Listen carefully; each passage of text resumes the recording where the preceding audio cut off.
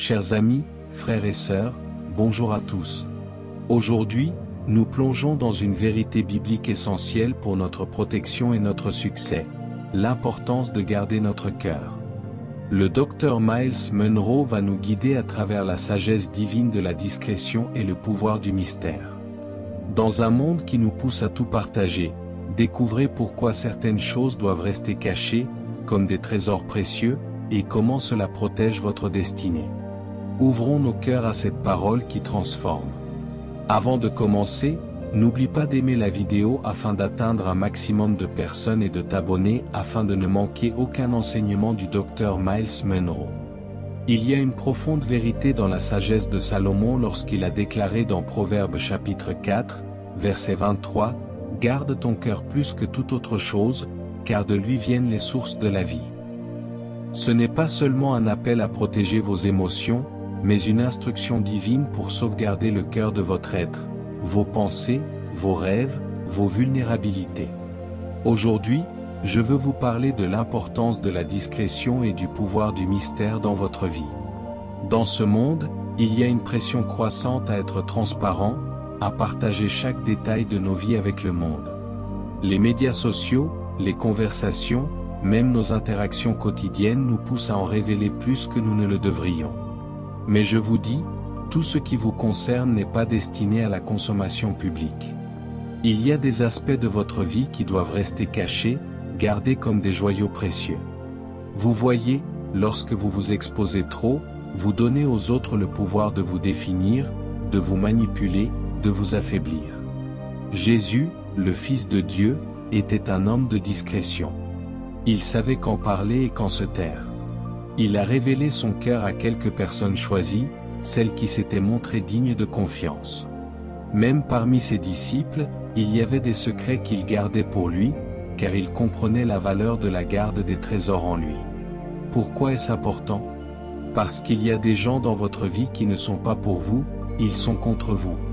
Ils peuvent vous sourire en face, mais leurs cœurs sont remplis d'envie, de jalousie et de mauvaises intentions. Si vous leur exposez votre vie, ils utiliseront cette information pour vous saper, pour saboter votre destinée. L'ennemi cherche toujours un moyen d'infiltrer votre vie, et il utilise souvent les personnes les plus proches de vous. La Bible dit dans Matthieu chapitre 7, verset 6, « Ne donnez pas les choses saintes aux chiens, et ne jetez pas vos perles devant les pourceaux, de peur qu'ils ne les foulent aux pieds, ne se retournent et ne vous déchirent. » Vos rêves, vos visions, vos luttes, ce sont vos perles. Tout le monde n'a pas la capacité de les apprécier. Tout le monde ne mérite pas de connaître les détails intimes de votre parcours. La discrétion ne consiste pas à être secret ou méfiant, il s'agit de sagesse. Il s'agit de comprendre que votre vie est un don de Dieu et que ce don doit être protégé. Soyez perspicace quant à ceux que vous laissez entrer dans votre cercle intime. Mettez les esprits à l'épreuve, comme l'a instruit l'apôtre Jean, pour voir s'ils viennent de Dieu. Tout le monde qui entre dans votre vie n'est pas envoyé par Dieu. Certains sont envoyés pour vous faire dévier de votre but divin. Alors, comment gardons-nous nos cœurs? Premièrement, nous devons chercher la direction du Saint-Esprit dans toutes nos relations. Il nous montrera qui est pour nous et qui est contre nous. Deuxièmement, nous devons apprendre l'art du silence. Il y a du pouvoir dans ce que vous ne dites pas. Jésus nous a enseigné que parfois, la réponse la plus puissante est l'absence de réponse. Et enfin, nous devons cultiver une relation profonde avec Dieu afin que notre identité soit enracinée en lui, et non dans les opinions ou les connaissances des autres. Frères et sœurs, votre vie est trop précieuse pour être exposée au monde. Protégez-la, chérissez-la.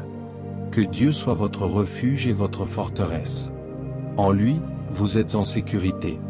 Lorsque nous parlons de garder votre cœur, nous ne parlons pas simplement de protéger vos émotions de la blessure ou de la douleur.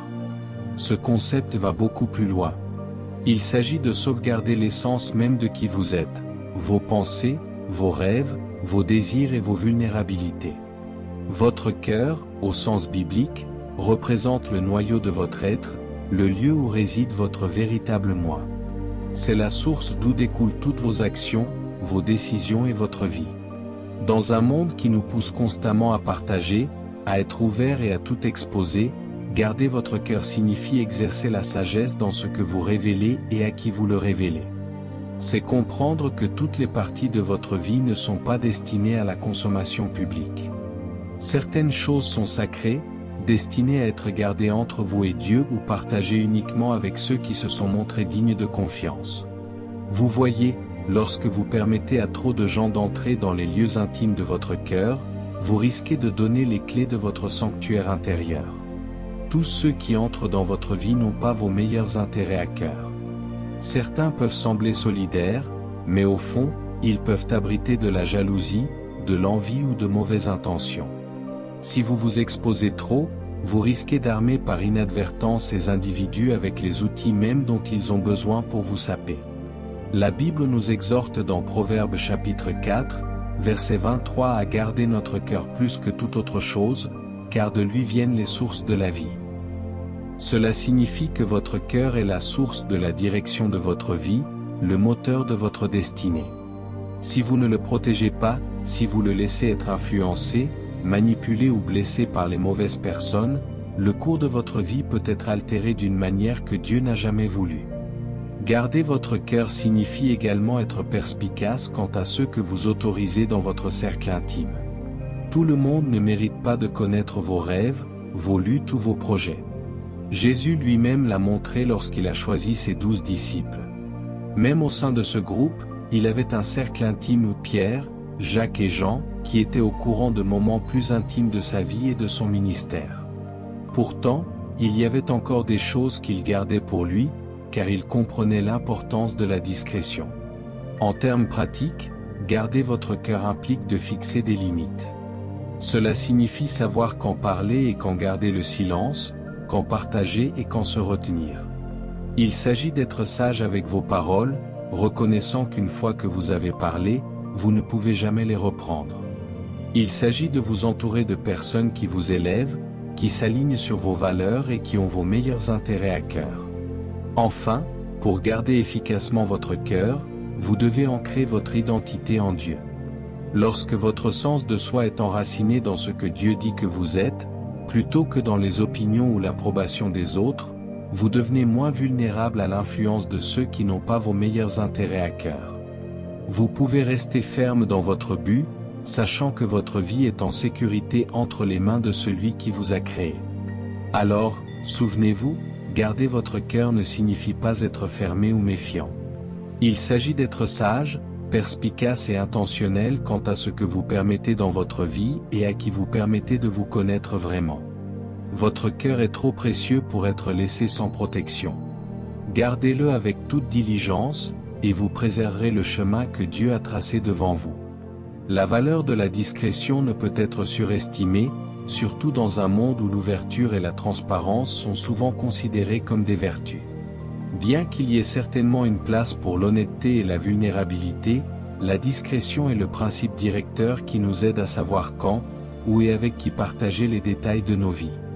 La discrétion consiste à exercer un jugement attentif dans ce que vous révélez, comprenant que toutes les vérités n'ont pas besoin d'être dites et que tous les détails n'ont pas besoin d'être partagés. La discrétion commence par la reconnaissance que votre vie est un trésor, et comme tout trésor, elle doit être protégée. Toutes les personnes que vous rencontrez n'ont pas gagné le droit de connaître les détails intimes de votre parcours. Certaines personnes peuvent sembler bien intentionnées en surface, mais leurs intentions peuvent ne pas correspondre à vos meilleurs intérêts. D'autres peuvent simplement manquer de la capacité à gérer le poids de vos expériences ou la signification de vos rêves.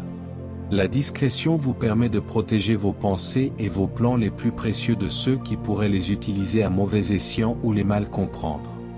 Jésus, notre exemple ultime, a incarné la valeur de la discrétion tout au long de son ministère. Il était un maître du timing, sachant quand révéler des vérités et quand les retenir.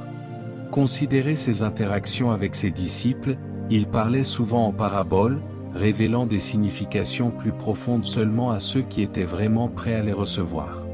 Même parmi ses plus proches disciples, Jésus a choisi de divulguer certaines révélations à un petit nombre, démontrant que toutes les informations ne sont pas destinées à toutes les personnes à tout moment. La discrétion est étroitement liée à la sagesse. Elle exige le discernement, la capacité d'évaluer une situation et de comprendre les conséquences potentielles du partage de certaines informations. Tout comme vous ne donneriez pas vos avoirs financiers sans une considération attentive, vous ne devriez pas distribuer vos atouts émotionnels ou spirituels ou vos pensées, vos plans et vos rêves sans discrétion. Lorsque vous exercez la discrétion, vous gérez essentiellement les dons et les intuitions que Dieu vous a donnés. De plus, la discrétion vous protège d'une vulnérabilité inutile. Dans une culture qui célèbre souvent le partage excessif, il est facile de tomber dans le piège de penser que la transparence totale est synonyme d'authenticité. Cependant, la véritable authenticité ne vous oblige pas à exposer votre âme à tous ceux que vous rencontrez. Au lieu de cela, elle vous permet d'être authentique et réel tout en étant sélectif sur ce que vous révélez et à qui. La discrétion vous aide à éviter les pièges du partage excessif, qui peut entraîner l'exploitation, les malentendus et même la trahison. Un autre aspect de la discrétion est la préservation des relations. Lorsque vous pratiquez la discrétion, vous évitez de placer des fardeaux inutiles sur les autres ou de créer des situations inconfortables. Tout le monde n'est pas équipé pour gérer vos luttes ou vos succès. En faisant preuve de discrétion, vous maintenez des limites saines dans vos relations, vous assurant de ne partager que ce qui est approprié et bénéfique dans chaque contexte. La discrétion vous permet également de maintenir un élément de mystère et de dignité. Il y a du pouvoir dans ce qui n'est pas dit. Lorsque vous choisissez de retenir certains détails, vous créez une aura de respect et d'intrigue. Les gens sont attirés par ceux qui ne révèlent pas tout d'eux-mêmes, car il y a un sentiment de profondeur et de substance qui accompagne la discrétion. Il ne s'agit pas d'être secret, il s'agit de comprendre que certains aspects de votre vie sont sacrés et doivent être traités comme tels. Enfin, la valeur de la discrétion réside dans sa capacité à préserver votre concentration et votre énergie. Lorsque vous êtes prudent quant à ce que vous partagez, vous évitez les distractions inutiles et protégez vos ressources mentales et émotionnelles. Si vous n'avez pas à vous défendre ou à vous expliquer constamment aux autres parce que vous avez choisi de garder certaines choses privées, cela vous permet de rester concentré sur votre objectif donné par Dieu sans l'interférence d'opinions ou de jugements extérieurs. En conclusion, la discrétion est un outil puissant qui vous permet de naviguer dans la vie avec sagesse et grâce. Elle vous aide à protéger votre cœur, à maintenir des relations saines et à préserver votre concentration sur ce qui compte vraiment. En valorisant la discrétion, vous honorez le caractère sacré de votre vie et vous vous assurez que les trésors que Dieu vous a confiés sont traités avec le soin qu'ils méritent. N'oubliez pas que tout ce qui vous concerne n'est pas destiné à être connu de tous. Chérissez la valeur de la discrétion et vous marcherez dans une plus grande paix, sécurité et but. Le pouvoir du mystère est un principe profond qui revêt une valeur significative tant dans nos vies personnelles que spirituelles. Dans un monde qui glorifie souvent l'ouverture et la transparence complète, nous ne devons pas négliger l'impact profond que le mystère peut avoir sur nos relations, notre influence et notre croissance personnelle. Il y a un pouvoir indéniable dans ce qui est tu, dans les choses que nous choisissons de garder cachées, et dans l'aura de mystère qui entoure ceux qui exercent la retenue en révélant trop d'eux-mêmes. Le mystère, à la base, consiste à comprendre que tout n'a pas besoin d'être expliqué ou divulgué. Il s'agit de reconnaître qu'il y a de la valeur à se retenir, à laisser certains aspects de votre vie, de vos pensées et de vos rêves rester cachés. Il ne s'agit pas de tromperie, mais plutôt de choisir stratégiquement ce que l'on partage et ce que l'on garde pour soi, sachant que le mystère peut susciter le respect, la curiosité et l'admiration. Le mystère a le pouvoir de maintenir un élément d'intrigue et de respect dans vos relations. Lorsque vous vous abstenez de partager chaque détail de votre vie, vous créez un sentiment de profondeur et de substance. Les gens sont naturellement attirés par ceux qui ne révèlent pas tout d'eux-mêmes, car cela suggère qu'il y a plus à découvrir, plus de couches à déplier. Cette intrigue peut favoriser des liens plus forts, car les autres cherchent à comprendre et à apprécier les complexités de qui vous êtes. Cela garantit également que vos paroles et vos actions ont plus de poids, car les gens reconnaissent que lorsque vous choisissez de parler ou de révéler quelque chose, c'est significatif. De plus, le pouvoir du mystère protège votre espace personnel et vos limites. À une époque où le partage excessif est devenu la norme, maintenir une aura de mystère vous permet de protéger votre vie privée et de contrôler le récit de votre vie. Tout le monde n'a pas besoin de connaître chacune de vos pensées, de vos plans ou de vos luttes. En gardant certaines choses pour vous, vous préservez votre monde intérieur, ce qui est essentiel pour votre bien-être mental, émotionnel et spirituel. Le mystère crée un tampon qui vous protège des regards, des jugements et des interférences inutiles des autres. Le mystère joue également un rôle crucial dans le maintien de votre autorité et de votre influence. Lorsque vous pratiquez le pouvoir du mystère, vous empêchez les autres de vous prendre pour acquis. Moins les gens en savent sur vous, moins ils peuvent prédire ou manipuler vos actions. Cette imprévisibilité peut être un avantage stratégique, que ce soit dans les relations personnelles, les contextes professionnels ou le leadership spirituel. Elle maintient les autres sur leur garde, garantissant qu'ils vous approchent avec le respect et la considération que vous méritez. Vos paroles et vos actions ont plus d'impact lorsqu'elles ne sont pas diluées par une surexposition. Un autre aspect du pouvoir du mystère est sa capacité à encourager la croissance et la découverte de soi. Lorsque vous choisissez de ne pas tout révéler, vous vous donnez l'espace pour explorer, évoluer et affiner vos pensées et vos idées sans pression extérieure. Cela vous permet de développer votre caractère, vos talents et votre relation avec Dieu d'une manière plus authentique et sans pression.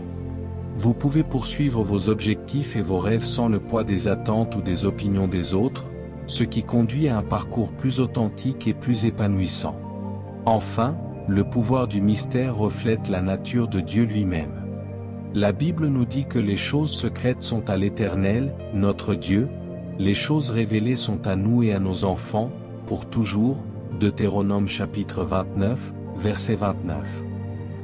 Dieu, dans son infinie sagesse, a choisi de nous cacher certaines choses, ne les révélant qu'en son temps parfait. Ce mystère divin nous rapproche de lui, alors que nous cherchons à comprendre sa volonté et ses voies. De la même manière, lorsque nous embrassons le pouvoir du mystère dans nos vies, nous reflétons l'image de Dieu, reconnaissant que certaines choses sont destinées à rester sacrées, connues de lui seul. En conclusion, le pouvoir du mystère est un outil précieux qui améliore vos relations, protège vos limites personnelles et préserve votre influence et votre autorité. Il vous permet de naviguer dans la vie avec sagesse et grâce, attirant les autres vers vous tout en maintenant votre sanctuaire intérieur. En embrassant le mystère, vous créez un environnement où le respect, la curiosité et une connexion profonde peuvent s'épanouir. N'oubliez pas que tout ce qui vous concerne n'a pas besoin d'être révélé. Il y a du pouvoir dans ce qui est tu, dans le mystère qui vous entoure et dans la profondeur que les autres seront inspirés à explorer. Dans chaque parcours de vie, qu'il soit personnel, professionnel ou spirituel, il y a une réalité à laquelle nous devons tous faire face. Tout le monde ne vous sourit pas n'est pas votre ami, et tout le monde qui écoute vos rêves n'est pas pour vous. C'est pourquoi il est crucial d'être vigilant et perspicace quant aux personnes que vous autorisez dans les espaces intimes de votre vie. Se méfier des ennemis n'est pas seulement une phrase d'avertissement, mais une approche stratégique pour sauvegarder votre destinée et le but que Dieu a placé en vous. La Bible est remplie d'exemples d'individus qui ont affronté des ennemis, souvent déguisés en amis ou en alliés. Considérez l'histoire de Joseph, un homme avec un rêve divin, une vision qui le distinguait. Pourtant, ce sont ses propres frères, les plus proches de lui, qui ont comploté contre lui. Ils étaient envieux de son rêve et ont conspiré pour le détruire parce qu'ils ne pouvaient pas supporter la grandeur que Dieu avait placée en lui. Cette histoire nous enseigne une leçon vitale. Vos ennemis ne sont pas toujours des étrangers, ils peuvent être ceux qui font partie de votre cercle, ceux qui ont accès à vos pensées et à vos plans. Dans le monde d'aujourd'hui, vos ennemis ne se manifestent pas toujours par une hostilité manifeste. Parfois, ils se présentent sous la forme de ceux qui prétendent vous soutenir, qui feignent de s'intéresser à votre succès, tout en nourrissant en secret la jalousie, l'envie ou de mauvaises intentions. Ce sont ces personnes qui peuvent vous sourire en face mais qui, secrètement, espèrent votre chute. Elles peuvent sembler amicales, mais leurs cœurs sont remplis de malice. Si vous n'y prenez pas garde, ces individus peuvent devenir un obstacle important à votre progression. C'est pourquoi la discrétion et le discernement sont essentiels. Tout le monde qui s'intéresse à votre vie ne mérite pas de connaître les détails intimes de votre parcours. Lorsque vous partagez trop avec les mauvaises personnes, vous risquez de leur donner les munitions dont elles ont besoin pour saboter vos rêves. Tout comme les frères de Joseph ont utilisé son rêve contre lui, vos ennemis peuvent utiliser les informations que vous leur donnez librement pour comploter contre vous, vous décourager ou vous égarer de votre but divin. Les ennemis sont souvent motivés par la peur et l'insécurité. Ils voient en vous un potentiel qu'ils ne voient pas en eux-mêmes. Ils reconnaissent la grandeur en vous et, au lieu de la célébrer, ils cherchent à la saper. C'est pourquoi la Bible nous avertit dans 1 Pierre chapitre 5, verset 8, « Soyez sobres, veillez. Votre adversaire, le diable, rôde comme un lion rugissant, cherchant qui il dévorera. » Le diable agit souvent par l'intermédiaire des gens, les utilisant pour tenter de vous faire dévier de votre chemin divin. Être conscient de vos ennemis ne signifie pas vivre dans la peur ou la paranoïa. Cela signifie être sage et stratégique quant à ceux que vous autorisez dans votre cercle intime. Cela signifie mettre les esprits à l'épreuve, comme l'apôtre Jean le conseille, pour voir s'ils viennent de Dieu. Jésus lui-même a fait preuve de cette sagesse. Il savait que tous ceux qui le suivaient n'étaient pas vraiment avec lui. Même parmi ses 12 disciples, il y avait Judas qui allait finalement le trahir. Pourtant, Jésus n'a pas été pris au dépourvu parce qu'il était perspicace. Vous devez également reconnaître que certains ennemis ne sont pas conscients de leur propre motivation. Ils peuvent ne pas avoir l'intention consciente de vous nuire, mais leurs actions, motivées par l'envie ou l'incompréhension, peuvent tout de même causer des dommages. C'est pourquoi il est important de garder votre cœur et d'être sélectif quant à ce que vous partagez. Lorsque vous êtes attentif à la personne à qui vous vous confiez, vous vous protégez des préjudices inutiles et préservez l'intégrité de votre mission. Un autre aspect essentiel de la conscience des ennemis est la compréhension de l'importance de la guerre spirituelle. La Bible nous enseigne que notre lutte n'est pas contre la chair et le sang, mais contre les forces spirituelles du mal dans les lieux célestes, Éphésiens chapitre 6, verset 12. Votre véritable ennemi n'est pas la personne qui vous veut du mal, mais les forces spirituelles qui l'influencent. C'est pourquoi il est essentiel de rester enraciné dans la prière, de chercher la direction de Dieu et de revêtir toute l'armure de Dieu. Lorsque vous faites cela, vous pouvez tenir ferme contre les plans de l'ennemi et continuer à avancer dans votre but. Enfin, souvenez-vous que Dieu est votre protecteur ultime. Il voit les cœurs des hommes et il connaît les plans de ceux qui complotent contre vous. Lorsque vous lui restez fidèle et que vous faites confiance à sa protection, aucune arme forgée contre vous ne prospérera, Ésaïe chapitre 54, verset 17. Dieu peut transformer les plans de vos ennemis en tremplin pour votre victoire, tout comme il l'a fait avec Joseph. Ce que ses frères voulaient pour le mal, Dieu l'a utilisé pour le bien, élevant Joseph à une position de pouvoir et d'influence. En conclusion, être conscient de vos ennemis, c'est faire preuve de sagesse, de discernement et de discrétion stratégique.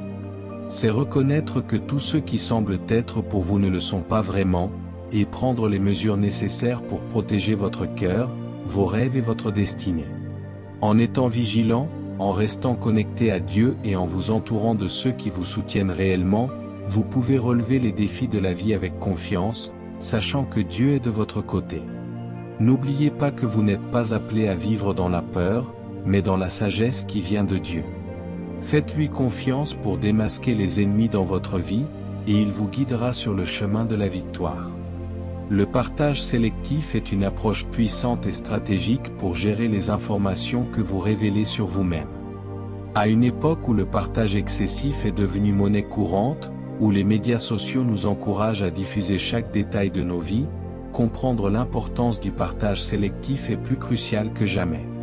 Il s'agit d'être intentionnel et perspicace avec les informations que vous divulguez, en veillant à ce que vous partagez serve un but et protège votre bien-être personnel et spirituel.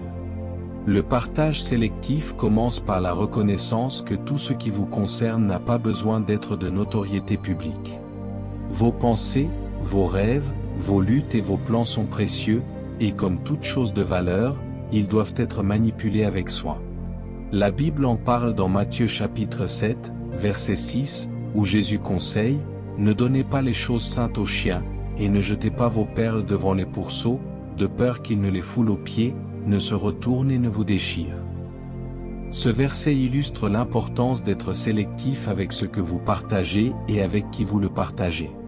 Vos rêves, vos objectifs et vos pensées les plus intimes sont vos perles, précieuses et de grande valeur. Les partager avec les mauvaises personnes peut les faire piétiner, mal comprendre ou même utiliser contre vous. La pratique du partage sélectif exige le discernement, la capacité d'évaluer le caractère et les intentions de ceux qui vous entourent. Toutes les personnes de votre cercle n'ont pas besoin de connaître les détails intimes de votre vie. Certaines personnes ne sont destinées à vous connaître qu'à un niveau superficiel, tandis que d'autres, qui se sont montrés dignes de confiance et alignés sur vos valeurs, peuvent avoir un accès plus profond à vos pensées et à vos plans. Cela ne signifie pas que vous êtes secret ou méfiant, il s'agit plutôt d'exercer la sagesse dans la manière dont vous gérez les informations que Dieu vous a confiées. Le partage sélectif implique également le timing. Même la bonne information partagée au mauvais moment peut avoir des conséquences négatives. Considérez comment Jésus a géré la révélation de son identité de Messie. Il était prudent quant au moment et à la personne à qui il divulguait cette vérité, sachant qu'un partage prématuré pourrait entraver sa mission. De la même manière, certains aspects de votre vie ne devraient être partagés que lorsque le moment est propice, lorsque la personne avec qui vous partagez est prête à les recevoir, et lorsque les circonstances s'alignent sur le timing de Dieu. De plus, le partage sélectif vous protège d'une vulnérabilité inutile. Tout le monde n'a pas besoin de connaître vos faiblesses ou les défis auxquels vous êtes confrontés. Bien qu'il soit important d'avoir un système de soutien et de partager vos fardeaux avec des personnes de confiance, il est tout aussi important de reconnaître que certaines personnes pourraient ne pas avoir vos meilleurs intérêts à cœur. Partager vos difficultés avec ceux qui ne vous soutiennent pas sincèrement peut entraîner des commérages, des jugements ou même du sabotage. En étant sélectif, vous vous assurez que vos vulnérabilités sont protégées et que vous recevez le soutien dont vous avez besoin de la part de ceux qui se soucient réellement de vous. Un autre aspect du partage sélectif est la préservation de votre énergie mentale et émotionnelle. Lorsque vous partagez trop avec trop de personnes, vous pouvez vous retrouver à expliquer, défendre ou justifier constamment vos décisions et actions. Cela peut être épuisant et distrayant, vous éloignant de votre concentration sur Dieu et votre but. Le partage sélectif vous permet de conserver votre énergie afin que vous puissiez l'investir là où elle compte vraiment, dans votre croissance, votre relation avec Dieu et la poursuite de vos objectifs. Le partage sélectif joue également un rôle dans le maintien de votre influence et de votre autorité. Lorsque vous êtes mesuré dans ce que vous révélez, vous commandez plus de respect. Les gens reconnaissent que vous êtes intentionnel avec vos paroles et vos actions, ce qui ajoute du poids à ce que vous choisissez de partager. Cette approche reflète la manière dont Jésus parlait souvent en parabole, partageant des vérités avec ceux qui écoutaient vraiment et étaient prêts à comprendre. En étant sélectif, vous vous assurez que votre message atteint ceux qui sont préparés à le recevoir, amplifiant son impact. De plus, le partage sélectif s'aligne sur le principe des limites. Des limites saines sont essentielles dans toutes les relations, qu'elles soient personnelles, professionnelles ou spirituelles. En pratiquant le partage sélectif, vous établissez des limites claires sur ce qui est personnel et ce qui est public. Cela protège votre vie privée et vous assure de garder le contrôle de votre propre récit. Cela aide également les autres à comprendre que, même si vous êtes ouvert à partager certains aspects de votre vie, il y a des domaines qui restent privés, favorisant le respect de votre espace personnel. Enfin, le partage sélectif consiste à faire confiance à la direction de Dieu. Le Saint-Esprit peut vous guider dans le discernement de ce qu'il faut partager et avec qui. Lorsque vous vous appuyez sur Dieu pour la sagesse, il dirigera vos pas, vous aidant à naviguer dans les relations avec grâce et intégrité.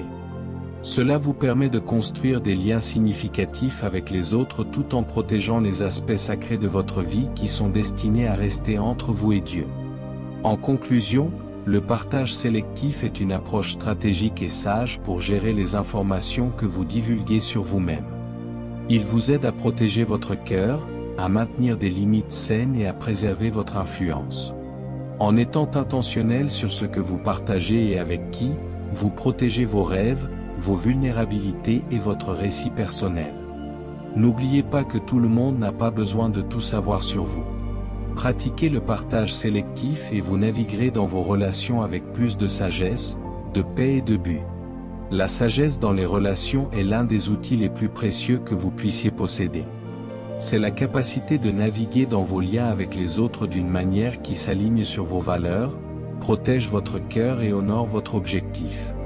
Les relations sont une partie fondamentale de la vie, mais toutes les relations ne sont pas égales. Comprendre la dynamique de chaque relation et faire preuve de sagesse dans la façon dont vous vous engagez avec les autres peut avoir un impact significatif sur votre parcours, votre bien-être et votre destinée. La Bible parle abondamment de l'importance de la sagesse dans les relations. Proverbe chapitre 13, verset 20 nous dit, « Qui marche avec les sages devient sage, mais le compagnon des insensés s'en trouvera mal. » Ce verset souligne le pouvoir de l'association. Les personnes dont vous vous entourez peuvent soit vous élever, soit vous tirer vers le bas. La sagesse dans les relations implique de discerner qui vous autorisez dans votre cercle intime, à qui vous vous confiez et avec qui vous choisissez de marcher sur votre chemin. Un aspect de la sagesse dans les relations est de reconnaître que tout le monde n'a pas le même rôle dans votre vie. Certaines personnes sont destinées à être des connaissances, d'autres des amis, et quelques-unes seulement peuvent devenir des confidents ou des mentors. Il est important de classer correctement vos relations et de comprendre le niveau d'accès et d'influence que chaque personne devrait avoir. Cela exige du discernement et une observation attentive du caractère, des intentions et de la cohérence des personnes au fil du temps. Par exemple, Jésus avait différents niveaux de relations. Il a prêché aux masses, enseigné ses disciples, et avait un cercle intime de trois Pierre, Jacques et Jean, avec qui il partageait des moments plus intimes de sa vie et de son ministère. Même au sein de ce cercle intime, il a fait preuve de discrétion et de sagesse dans ce qu'il a révélé. Jésus comprenait que différentes personnes ont des capacités différentes à comprendre et à gérer les vérités de sa mission. De même, la sagesse dans les relations signifie reconnaître que toutes les personnes de votre vie ne sont pas équipées pour gérer la plénitude de qui vous êtes ou de ce que vous êtes appelés à faire. La sagesse dans les relations implique également de fixer des limites saines. Les limites sont essentielles pour protéger votre bien-être émotionnel, mental et spirituel. Elles définissent ce qui est acceptable et ce qui ne l'est pas, garantissant que vos relations sont saines, équilibrées et mutuellement respectueuses. Sans limite, les relations peuvent devenir épuisantes, manipulatrices ou même toxiques. La sagesse vous guide dans l'établissement de ces limites, vous aidant à dire non lorsque cela est nécessaire et à garder votre cœur contre les influences négatives. Un autre aspect critique de la sagesse dans les relations est la compréhension de l'importance de la confiance. La confiance est le fondement de toute relation significative, mais elle ne doit pas être accordée à la légère. La sagesse vous enseigne à construire la confiance au fil du temps par des actions cohérentes et une loyauté démontrée. Elle vous aide également à reconnaître quand la confiance a été brisée et comment réagir de manière appropriée. Alors que le pardon est une vertu, la sagesse dans les relations inclut de savoir quand restaurer la confiance et quand maintenir une distance de sécurité pour vous protéger de tout autre préjudice. La sagesse dans les relations signifie également être conscient de l'influence que les autres ont sur vous. Les personnes avec lesquelles vous vous associez ont le pouvoir de façonner vos pensées, vos comportements et vos attitudes. C'est pourquoi la Bible nous avertit dans 1 Corinthiens chapitre 15, verset 33, « Ne vous y trompez pas, les mauvaises compagnies corrompent les bonnes mœurs. » Si vous vous entourez de personnes négatives, cyniques ou impies, leur influence peut vous éloigner de votre but et de la vie à laquelle Dieu vous a appelé à vivre. La sagesse vous aide à choisir des relations qui vous inspirent, vous élèvent et vous encouragent à vous rapprocher de Dieu et à poursuivre vos objectifs avec intégrité. De plus, la sagesse dans les relations implique une communication efficace. Il ne s'agit pas seulement de ce que vous dites, mais de la façon dont vous le dites et à qui vous le dites. Savoir quand parler, quand écouter et quand garder le silence sont tous des aspects de la sagesse relationnelle. La communication est un outil puissant qui peut soit construire, soit détruire une relation. La sagesse vous guide dans l'utilisation prudente de vos paroles, en veillant à ce qu'elles s'alignent sur vos valeurs et qu'elles favorisent la compréhension, le respect et la connexion. De plus, la sagesse dans les relations inclut la capacité de lâcher prise lorsque cela est nécessaire.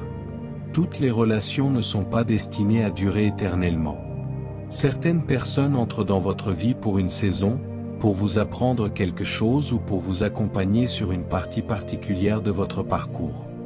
Lorsque cette saison se termine, la sagesse vous aide à reconnaître quand il est temps de libérer cette relation avec grâce et gratitude. S'accrocher à des relations qui ont fait leur temps peut entraver votre croissance et vous empêcher d'entrer dans la phase suivante de votre vie. Enfin, la sagesse dans les relations est enracinée dans votre relation avec Dieu. En cultivant votre relation avec lui, il vous communique sa sagesse, vous aidant à naviguer dans toutes les autres relations avec discernement, grâce et amour. La sagesse de Dieu vous permet de voir les gens comme il les voit, de les aimer sans vous perdre et de vous engager avec eux d'une manière qui l'honore et fait avancer son dessein dans votre vie.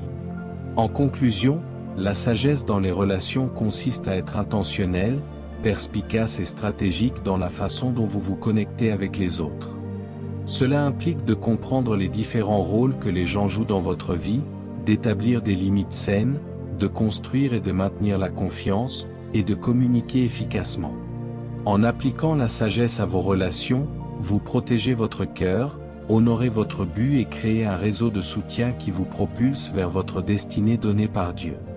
N'oubliez pas que toutes les relations ne sont pas destinées à être profondes ou durables, mais chaque relation peut être gérée avec sagesse et grâce. Le pouvoir du silence est un concept qui transcende la simple quiétude, c'est un outil profond qui peut façonner vos interactions, protéger votre paix et améliorer votre influence. Dans un monde qui assimile souvent le bruit au pouvoir et l'expression au contrôle, la capacité à exploiter le pouvoir du silence est une marque de véritable sagesse et de force. Le silence n'est pas seulement l'absence de parole, c'est la présence de la réflexion, de l'intention et de la retenue stratégique. Le pouvoir du silence est également évident dans la façon dont il protège votre bien-être personnel et spirituel. Toutes les pensées, les plans ou les émotions n'ont pas besoin d'être exprimées. Il y a de la sagesse à garder certains aspects de votre vie privée, en ne les partageant que lorsque cela est nécessaire et avec ceux qui ont gagné votre confiance. Lorsque vous parlez moins, vous protégez votre cœur et votre esprit d'un examen, d'un jugement et de malentendus inutiles. Le silence vous permet de traiter vos pensées et vos émotions, vous donnant le temps de les aligner sur vos valeurs et vos croyances avant de les exprimer. Cela garantit que lorsque vous parlez, vos paroles sont mesurées, intentionnelles et percutantes. De plus, le silence peut être un avantage stratégique dans un conflit ou une négociation. Dans les situations tendues, la personne qui garde le silence détient souvent le plus de pouvoir, tandis que d'autres peuvent se précipiter pour parler par colère, frustration. Chers amis, ce message nous a plongé au cœur d'une vérité essentielle, la sagesse de la discrétion et le pouvoir du mystère. Le docteur Myles Munroe nous a rappelé que garder notre cœur, nos rêves et nos vulnérabilités n'est pas un signe de méfiance, mais une directive divine pour protéger notre destinée. Dans un monde bruyant et exposé, le silence stratégique, le partage sélectif et la vigilance face aux ennemis sont des outils précieux que Dieu nous a donnés. Ancrez votre identité en Dieu, Proverbes chapitre 4, verset 23, discernez ceux qui vous entourent, Matthieu chapitre 7, verset 6, et comprenez que votre véritable protection vient de lui, Éphésiens chapitre 6, verset 12, Ésaïe chapitre 54, verset 17. N'oubliez pas que la sagesse dans les relations, Proverbes chapitre 13, verset 20, 1 Pierre chapitre 5, verset 8, 1 Corinthiens chapitre 15, verset 33, et le pouvoir du silence sont des manifestations de la grâce divine dans votre vie. Protégez votre trésor intérieur, marchez avec sagesse et confiance, et laissez Dieu vous guider sur le chemin qu'il a tracé pour vous, loin des pièges de l'exposition excessive. Nous aimerions vous donner l'opportunité de faire de Jésus votre Seigneur et Sauveur. Voulez-vous prier avec moi? Dites, Seigneur Jésus, je me repens de mes péchés. Viens dans mon cœur, je te reçois comme mon Seigneur et mon Sauveur. Merci Seigneur pour le baptême du Saint-Esprit. Au nom de Jésus, Amen. Par cette simple prière, nous croyons que le Saint-Esprit vous conduit dans les eaux du baptême, vous conduit sur le chemin de la nouvelle naissance. Rejoignez une bonne église fondée sur la parole de Dieu, passez par les eaux du baptême et donnez à Dieu la première place dans votre vie. Nous espérons de tout cœur que ce message vous encouragera. Si vous connaissez quelqu'un qui pourrait être béni, partagez-le lui pour nous aider.